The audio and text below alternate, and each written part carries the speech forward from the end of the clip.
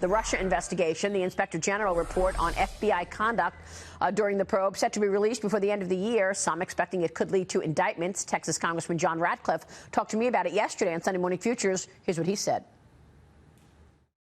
We know that the IG has referred criminal action against Andrew McCabe, and he's just got a job on, another network. To remind your viewers, it was last year that the Inspector General found that Deputy Director McCabe authorized the disclosure of sensitive investigative information to a reporter, and then, more importantly, repeatedly lied about it to investigators. I think the Department of Justice is going to have to indict Andy McCabe simply because to do otherwise would be to admit that there are separate standards for the people doing the same thing for the same conduct.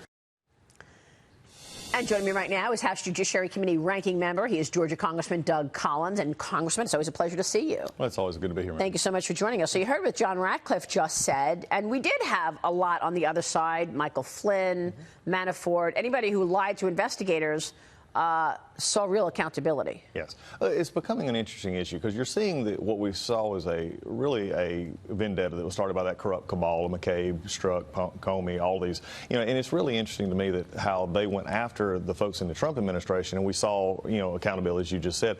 And I think what I'm looking at now, and I know others like John Ratcliffe and others are saying, it's time that we see this in the FISA abuse issue. It's time we see this with Mr. Durham. FISA should apply to everybody. This is something that I think most people forget. They think this, unfortunately, it's become a partisan issue. No one should want a Department of Justice to spy on anyone, Democrat or Republican. This should be something, when you see the FISA process in which they're putting out documents, they're putting court documents with the FISA court, in which Comey even said were unverified, they were salacious, but yet he signed off on them.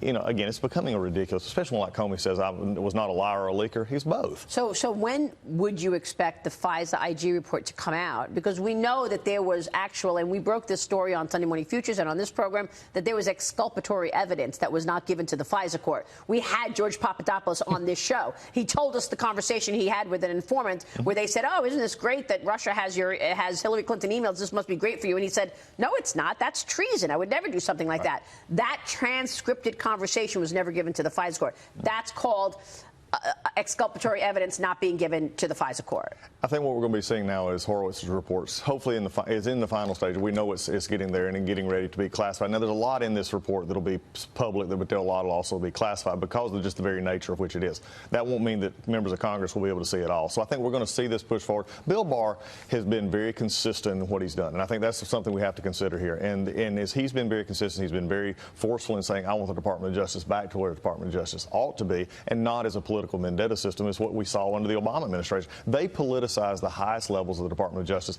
And remember, the one good thing that we can take from this is those folks are gone. They may be having careers now on networks, lying at that point, but they are now gone from the Department of Justice, and that's a good thing. Yeah, but are we going to see accountability for that? I mean, John Ratcliffe came on the show yesterday and said, yeah, the DOJ must indict Andrew McCabe because otherwise, if you don't, it's two different standards. Do you think we're going to actually see indictments, prosecution? I hope so. I think that's what, without putting words in anyone's mouth, and also, but I think, Ratcliffe and I both agree that McCabe is one in which there's not a leg to stand on here. When you look at the standards, you look at what's been set forth with Flynn and others, it's not, there's can't be two separate standards. Otherwise, the American people who are just getting up every day doing their normal job saying, wait, something's not right here. I wouldn't be treated that way. Yeah, exactly. All right, let me turn to this vote that's expected this week on impeachment. Democrats on the House Judiciary Committee looking to vote on a resolution to formally define what Chairman Jerry Nadler has referred to as the impeachment proceedings against President Trump. They want to have a vote. Is it a committee vote on Wednesday? They want to have a committee vote. This is, frankly, the chairman, this is sad. I mean, they've turned a very powerful committee into a sad shell of itself in the last 8 months, simply attacking the president, simply going after the things that they hate about this administration. And the reality is what we're doing this week is unprecedented. They're definitely like to chart new ground, and basically in areas in which they shouldn't be.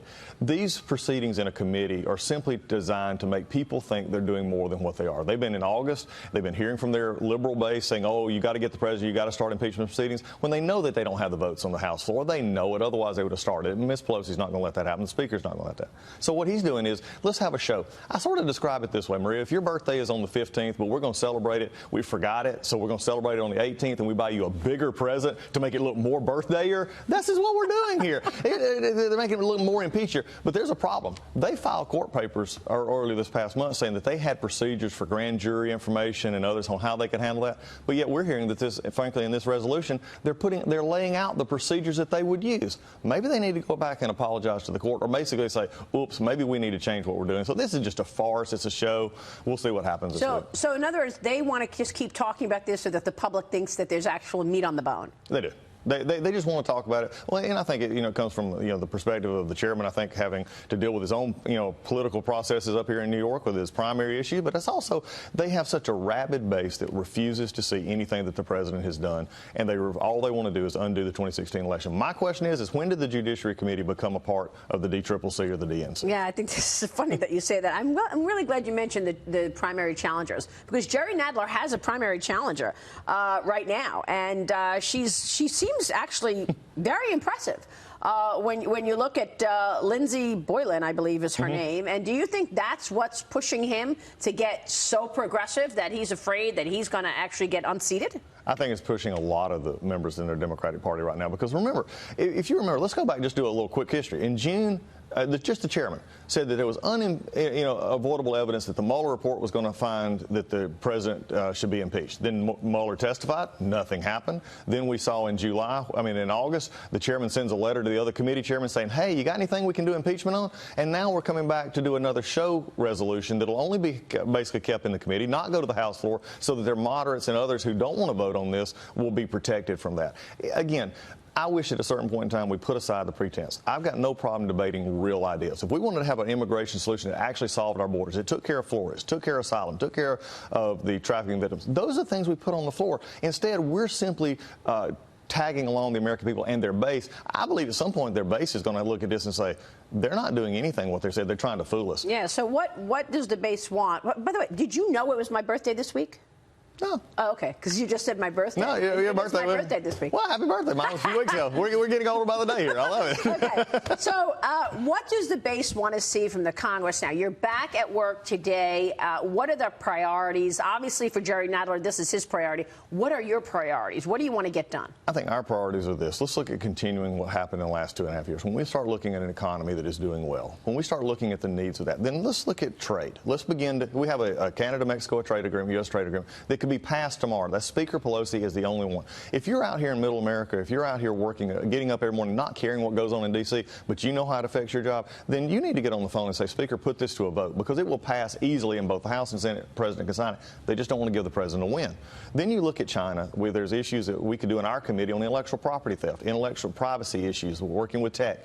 These are things that I think people relate to every day. If we could actually work on those kind of issues, those are the meat and potatoes issues that drive American to work every day. They look after themselves. We get lost in D.C. sometimes thinking the world revolves around us. The reality is the world is out there going to work every day, caring about their children, caring about their families, and saying, what does it matter to me? See, that's one thing I think that people will react to if USMCA doesn't come to the floor. Because everyone, whether it's labor or business people, believe that it's better than NAFTA. Right. What about this story about U.S. states launching the antitrust probes on tech companies, Facebook and Google? What do you want to see in terms of big tech? Because this is just one issue, privacy issues, and antitrust being a monopolistic issue. But there's also, censoring conservative conversation. And what we've got to do is actually get the folks in here and working with these big tech companies, instead of going to what some of the liberals want to do, just simply what they always do, let's just break them up, let's just have a government run. We've got to actually sit down and have a real conversation and say, okay, what is the privacy aspects here? What are the antitrust aspects? Are you actually dominating markets? We got to get the people in